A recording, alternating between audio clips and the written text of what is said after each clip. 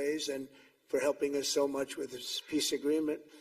I also want to thank the President for the escort of 6 fighter jets. Oh, we looked out the window, we said, I hope they're friendly, and they turned out to be very friendly. But we had 3 on each side, and they are beauties right out of the great, really American manufacturing hub. We make the greatest military equipment in the world. We have the strongest military in the world by far. And I knew exactly what those planes were, and I knew exactly how much you paid for those planes, too. You paid a lot, but you got a pretty good deal.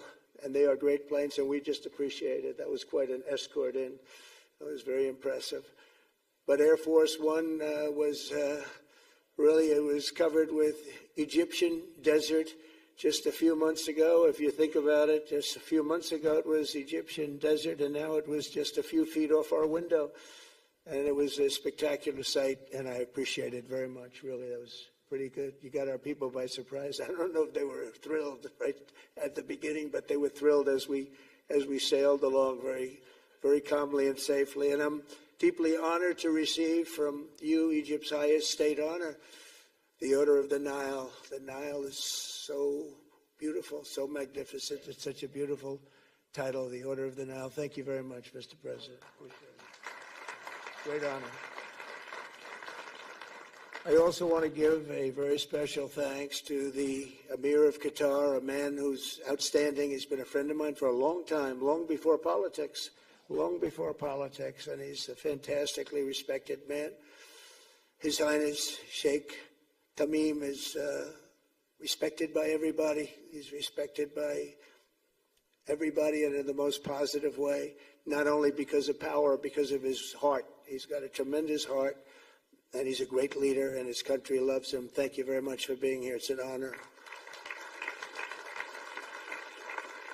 Let me also express our condolences to the Qataris on the tragic car crash that claimed the lives of your cherished diplomats, some of whom were known by our people, and they were supposed to be incredible people. So please extend our sorrow and best wishes. That was tough. That was really tough. On this extraordinary occasion, I also want to give our sincere thanks to President Erdogan of Turkey. He's always there when I need him. He's such a tough guy. He is tough as you can be, but we love him. And when they have a problem with you, they always call me to handle it. And usually I come through. We just have a good relationship, and we have from the beginning. And so I want to thank you very much and say hello to your wife, your beautiful wife. And it's great to be with you. Always there. When I need him, he's always there. Thank you very much, Mr. President. And I also want to thank, I just spoke to him on the phone, His Royal Highness Crown Prince Mohammed, Saudi Arabia, a special friend of mine. Boy, he's come so long and so far, and he's doing a fantastic job for his country. And I want to just thank him. And, His Highness Sheikh Mohammed of the United Arab Emirates is here. Where? He's here someplace. Well, oh, he's not here. But he's here in spirit, I can tell you that. And he's been another one. He's been absolutely incredible, and we appreciate it very much.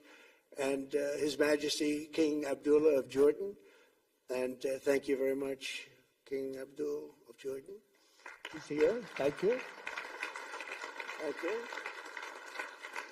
Thank you very much. And you really have been a great helper. We appreciate it. Appreciate it. Prime Minister Sharif of Pakistan.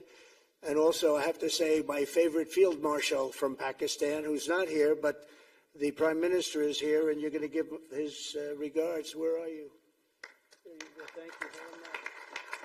Do you want to say what you said to me the other day? I mean, come. Would you like to say what you said the other day? I think it was so nice. Please. Thank you very much, my dear President Trump, my dear brother President Fadil Sisi of Egypt,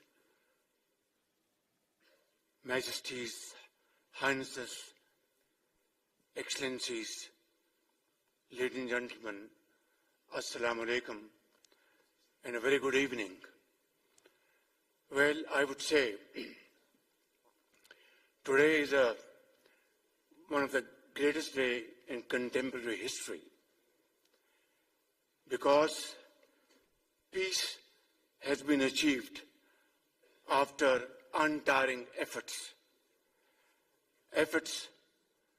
led by President Trump, who is genuinely a man of peace, who has relentlessly and untiringly worked throughout these months, day in and day out, to make this world a place to live with peace and prosperity. I would say that Pakistan had nominated President Donald Trump for Nobel Peace Prize for his outstanding, extraordinary contributions to first stop war between India and Pakistan and then achieve ceasefire along with his very wonderful team.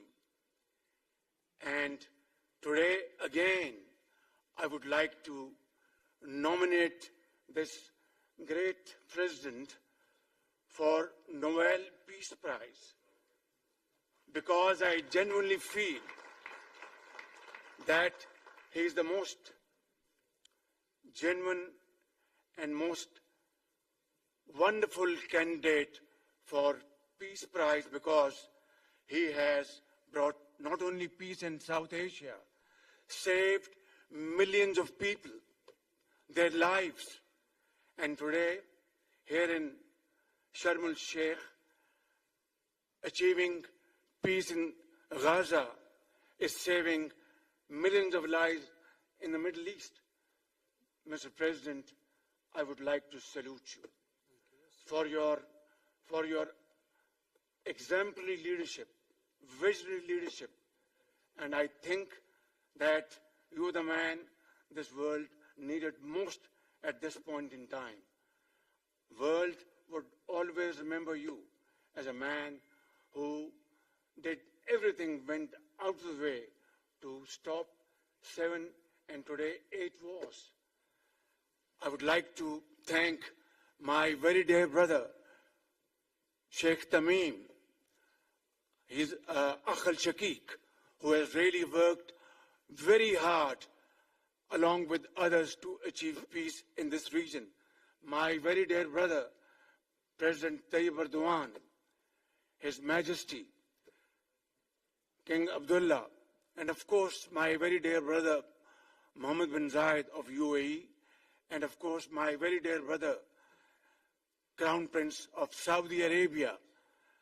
And he has also been very, very helpful and contributed very valuably in this wonderful peace process.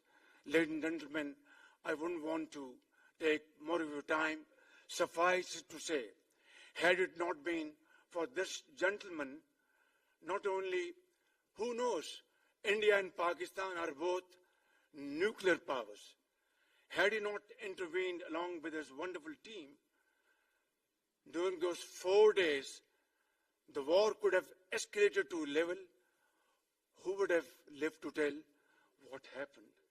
And similarly, here in this part of the world, in the Middle East, Mr. President, your valuable contribution along with President Sisi, I think history will remember in golden words. I wouldn't say more, except God bless you, God give you long life to serve like this for all time to come. Thank you very much.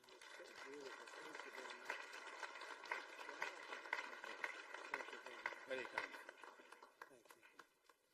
Wow, I didn't expect that. Let's go home. There's nothing more I have to say. Goodbye, everybody. That was really beautiful and beautifully delivered. Wow, thank you very much. Also with us is President Prabowo, a very incredible man, of Indonesia. President, come on.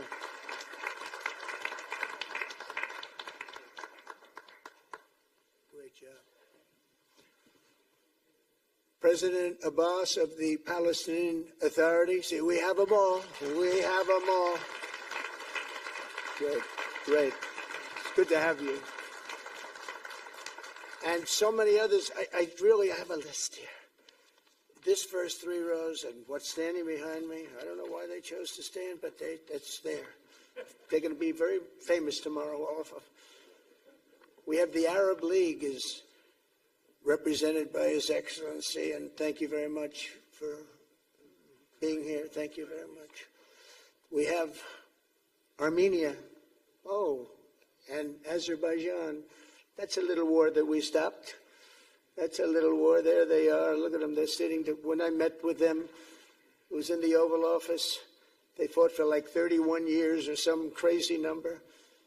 And they had one sitting on that side of the Oval Office, one sitting. By the time we finished in 1 hour, they were both hugging each other. And now they're friends and they're getting along great. Look at it. So I want to thank you both. That's incredible. Really incredible. So you have Armenia and you have Bahrain, you have Canada. It's so great to have, in fact, the president called and he wanted to know if it's worthwhile. He knew exactly what it was. He knew the importance. Where's Canada, by the way? Where are you? Where are you? He knew the importance of this. He said, I want to be there. So many people have done that. They called. I mean, they heard about it. And these are not people that can do that very easily. They have pretty big schedules to put it in mind. The most powerful people. And I appreciate you being here very much, Mr. President. Fantastic. Fantastic. And Cyprus, Egypt, the European Union, it's a lot of countries. France, thank you very much, Emmanuel. I would imagine Emmanuel standing someplace behind me. Where is he? I can't believe it. You're taking a low-key approach today. He's my friend. That's great. Good job. Thank you very much, Emmanuel. Germany, the new Chancellor of Germany he's easy to spot because he's very tall and he's very smart and he's doing a fantastic job for his country. Appreciate it very much. And congratulations, a big election. That was a big one. That was going to change things. Greece, we have Greece. We have Hungary. Oh, Victor, where is Victor? Victor. We love Victor. Victor, I call him. You know, I put the little accent on it. You are fantastic, all right? I know a lot of people don't agree with me, but I'm the only one that matters. You are fantastic. He's a great leader. I endorsed him the last election he had, and he won by 28 points. So you're going to do even better this time. You have another election, and you're going to do great, and we appreciate it. And we're behind you 100%. That's Hungary. India is a great country with a very good friend of mine at the top, and he's just done a fantastic job. And I think that Pakistan and India are going to live very nicely together, right? That's not a very, they are. And they're two great, I'd say, leaders, great leaders as far as I'm concerned. Indonesia, we covered, and I just want to say that that's a big country, a powerful country. It does unbelievably well, and it's great to have you. Iraq, we have Iraq with lots of oil. They have so much oil, they don't know what to do with it. That's a big problem when you have so much, you have no idea what to do with it. So thank you very much. Italy, we have a young woman who's, I'm not allowed to say it because usually it's the end of your political career if you say it. She's a beautiful young woman. Now, if you use the word beautiful in the United States about a woman, that's the end of your political career, but I'll take my chances. Where is she? There she is. You don't mind being called beautiful, right? Because you are. Thank you very much for coming. We appreciate it. She wanted to be here, and she's incredible, and they really respect her in Italy. She's a very successful politician. We have Norway. Oh, Norway. Norway. What happened, Norway? What happened? Where's Norway? Where is he? We have Johnny. We're going to the World Cup. I can tell you that. Where's Norway? I don't think he wants to stand. Oh, he's back there. We have Norway. Oman, again, we have Paraguay. We have really fantastic representative from Saudi Arabia. Thank you very much. I'll tell you what, and this time we'll get you the best seat. He always gets the best seat. He deserves the best seat. But what a great place it is. Spain. Where's Spain? Are you guys working on him with respect to the GDP? We'll get close. We'll get close. But fantastic job you're doing. And UAE, which is great. United Kingdom. Where's United Kingdom? Where's my friend? Come here. Is everything going good? Very good. It's very nice that you're here. These people all came in like 20-minute notice, and I think it's fantastic. And we have so many others, and just so many others. And it's such a compliment to what we're doing, because what we've done is something very unique and very special. So it's perhaps the wealthiest and most powerful group of nations ever assembled at one time, which is a big thing. We have achieved together in recent days a change that really is historic, and it's going to be remembered forever. And I want to thank the American team for their amazing work, and I want to thank, I think he'll go down as the greatest Secretary of State in the history of our country. I really believe that, Marco, or I wouldn't say it. Marco Rubio, I wouldn't say it. Maybe I would. You're doing a great job. I'll tell you, he's on course to do it. We've done a lot of work in 9 months. We've done a lot of work. I say that, 1 year ago, a little more, but 1 year ago, America, the United States of America was was a dead country. The king told me, and I use that, he said, sir, 1 year ago it was a dead country. Today you have the hottest country anywhere in the world, and it is. It's the hottest country. So many investors are here. We have over $17 trillion being invested in the United States, which is a record that nobody has ever beaten. I don't think anybody will. And we still have 4 months to go before it's a year. So in 8 months, we have over 17 trillion. We're actually very close to $18 trillion. There's never been, as an example, the previous administration had less than $1 trillion over 4 years. We have, we're close to breaking $18 trillion in 8 months. That's pretty amazing. No country's ever done that. I want to also thank Special Envoy Steve Witkoff and my son-in-law and a great guy, Jared Kushner. And I even have my daughter here, Ivanka. Ivanka, please stand up. Ivanka's here. Wow. Thank you. Thank you, Ivanka. We have a great team, and we have, as you know, General Raisin Kane. We have John Radcliffe. We have Tom Barrack. We have really a lot of good talent. We have Pete Hegseth, who's now Department of War as opposed to Department of Defense. We made a little change. Somehow I like the name better, so do you, so do a lot of people. But the momentous breakthrough that we're here to celebrate tonight is more than the end of the war in Gaza. It's with God's help. It'll be the new beginning for an entire beautiful Middle East. From this moment forward, we can build a region that's strong and stable and prosperous and united in rejecting the path of terror once and for all. We want to get rid of the terror and get on to other things. There are many other things in life that are so good. The final sprint to this deal began less than 3 weeks ago on the sidelines of the United Nations in New York. I met with many of the people in this room, and it all just started coming together. I've known so many of you for so long. You're friends of mine. You're great people. I have a couple I don't like in particular, but I won't tell you who. I have actually a few of them I don't like at all, but you'll never find out who they are. Well, maybe you will, come to think of it.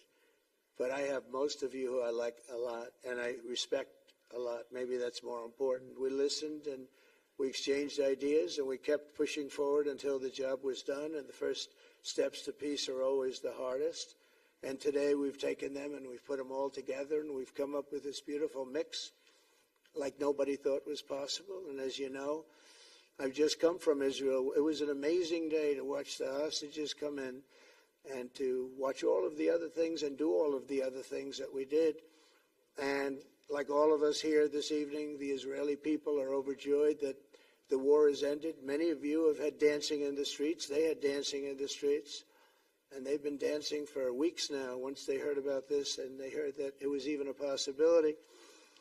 They're elated at the arrival of the hostages and excited to begin this new chapter for the entire region, and it's going to be that, and they are going to be great partners, and I hope everybody's going to join the Abraham Accord. I like to say the Avraham. I love Avraham, but somehow it doesn't sound as good when I say it as it does when some of my other friends say it who are from the region. But we're going to get a lot of people joining the Abraham Accords. We have the four great nations that did it early on, and they stayed with it. And then you had the Biden administration, which is the worst administration in the history of our country, and obviously they did nothing on that and anything else. And so it stayed at four, and now a lot of people, even today, they're talking about all joining up. So many people have talked to me about that, and it's going to be a great tribute to really the United States. I mean, the United States has worked very hard in the Middle East, so it would be a tribute to us and to Jared and to Steve and to all of the people, Marco, all of the people that have worked so hard on that. And it really is going to it's going to guarantee that it all stays together. You're going to do well, because the four nations do very well. I mean, they do extremely, as they're wealthy, but they're a lot wealthier because of it. So I hope everybody's now joining up. Now we have no excuses. We don't have a Gaza, and we don't have an Iran as an excuse. That was a good excuse, but we don't have that anymore. All the momentum now is toward a great, glorious, and lasting peace, and our commitment to fulfilling the 20-point plan we developed together will be the crucial foundation for achieving that bright future, and it's being worked on right now as we speak, and we're actually in stage 3 and 4. It's not going to be, just divided down so simply. We can be long advanced on some of the things that we say we're going to do. We can take them out of order in a positive way, and we've shown how it can be done with responsible nations like the people in this room, these incredible people in this room, setting aside their differences, seeking common ground, and pursuing a better world for all of us. And that spirit's my dream, that we all get together and enjoy our life. And we're going to put some of you on the Board of Peace. Everybody wants to be on the Board of Peace. They said, would you be the chairman? I say, I'm pretty busy too. But whatever we can do to have peace in the Middle East, it's worth it. But everybody wants to go on the Board of Peace, so we're probably going to enlarge it. We're going to get, and the leaders, the top people, the top leaders, they want to be on the Board of Peace. A beautiful term. At first I wasn't sure, and then I realized how beautiful it is. And for the people of Gaza, the focus now must be on restoring the basics of a good life. We're going to have a lot of money coming into Gaza and a lot of rebuilding and building. It's not so much rebuilding, it's really building, cleaning up and building. And I'm pleased to announce that numerous countries of great wealth and power and dignity have come forward to me just today and over the last week to say they want to help in the reconstruction of Gaza, putting up whatever money is necessary. And the money is, of course, it's a lot of money, but it's not much compared to the value or the wealth of these tremendous countries, and they are ensuring stability and success in the Middle East. So when you think about it, it's a very, very small amount of money is necessary, relatively speaking. And as those commitments are made, I'm going to let the world know who is doing it, because they really deserve great credit for doing it, and they're going to do something that's really monumental. This is a monumental day. This is a monumental moment in the history of the world beyond the Middle East. We've all agreed that supporting Gaza must be done to lift up the people themselves, but we don't want to fund anything having to do with bloodshed, hatred, or terror, as has happened in the past. And for the same reason, we're also agreed that Gaza's reconstruction requires that it be demilitarized and that a new, honest civilian police force must be allowed to create a safe condition for the people in Gaza. As I said earlier, I intend to be a partner in securing a better future. We're going to be working, you're going to be working with the United States, and we're going to make sure that the Middle East is going to be a safe and secure place. It's a very important place in the world, means so much. There were so many people who said the Middle East, and this has been going for many, many decades, I've read it many times, that World War III will begin in the Middle East. It's not going to happen. That's not going to happen. There was a time that you would have thought it could have, but it's not going to happen. There won't be World War III, hopefully at all, but it's not going to start in the Middle East. We're not going to have a World War III if we're smart. There'll never be a World War III. Our work begins right here and right now. From ancient times, this region has been extraordinarily mixed with respect to people, culture, religions, all of the different elements of national characters, unlike maybe anywhere else on earth. And for 3,000 years, there's been conflict. For whatever reason, there's been tremendous conflict, always conflict. But today, for the first time anyone can remember, we have a once-in-a-lifetime chance to put the old feuds and bitter hatreds behind us. And that's why so many people in this room, they didn't get along. Some did, some didn't, but they're getting along now. This has brought the people together. This is the first time the Middle East crisis has brought people together as opposed to driving them apart. And to declare that our future will not be ruled by the fights of the generations past, which is foolish. So together, let us continue in the spirit of cooperation and goodwill that has finally brought us to this incredible, historic breakthrough. If we do together, we will reach the Middle East's incredible destiny, a safe and prosperous and beautiful crossroads of culture and commerce, faith in humanity and geographic center. This will be the geographic center of the world. So I just want to thank everybody for being here. I want to thank you all for what you've done and for this quick notice. It all came together just at one little period. It just came together. It's, the greatest deals happen that way. If you do anything about deals, that's all I've done all my life is deals. The greatest deals just sort of happen. And that's what happened right here. And maybe this is going to be the greatest deal of them all, not just nation building, not just having to do with this or the political whims. This will be maybe the greatest deal of them all, period. And I want to thank all of you and all of these great nations and this region for what it's gone through and all of the fights it's had, or life over death and hope over strife and harmony over hatred. That's what we want. We want it to be that way because together we're going to forge a magnificent, great, and enduring peace. I want to just end by saying God bless you all. God bless the Middle East. God bless your countries, and God bless you. Thank you very much, everybody. Thank you. Thank you very much. Thank you.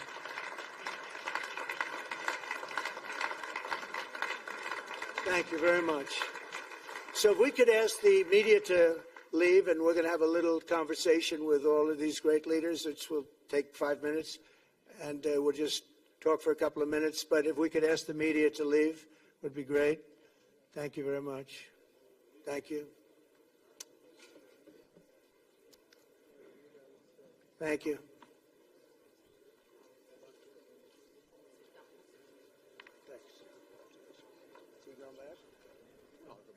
I'm glad you upgraded me to president. Oh, did I say? It's good. I started. He said he said that. I started. That was great. Yes, very, very good. Goodbye. Sure. Prime Minister. I will be much more 8th of November. Goodbye. God bless. So thank you, everybody. Come on over. So to the leaders, I just want to thank you very much for being here. We'll be meeting again. We're going to be drawing some names. If you want to get involved on the Board of Peace, you'll let us know. And I just want to thank everybody. This is really a special occasion. Thank you all very much. We'll see you soon. Thank you. Thank you very much. Thank you very much. Prime Minister.